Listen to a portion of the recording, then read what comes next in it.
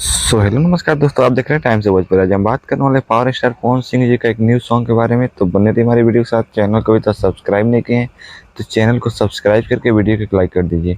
चलिए वीडियो को स्टार्ट करते हैं। पावर स्टार पवन सिंह जी का एक न्यू सॉन्ग आने वाला है, जिस सॉन्ग का बोला है घघरी। तो ये काफ़ी शानदार और लाजवाब सॉन्ग होने वाला है। इस सॉन्ग टी सीरीज हमारे भोजपुरी से रिलीज किया जाएगा।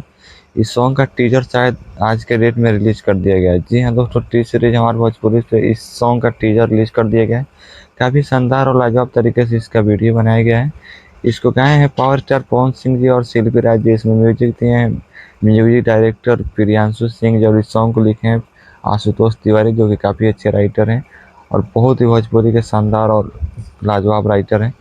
और लाल घाघरा जो कि बहुत ही शानदार सॉन्ग हुआ था, उसी को देखते हुए पावर स्टार पवन सिंह जी ने घघरी सॉन्ग लाने का निर्णय कर लिया है। और घघरी सॉन्ग बहुत जल्द आप सभी के बीच में फुल एचडी क्वालिटी में रिलीज कर दिया जाएगा।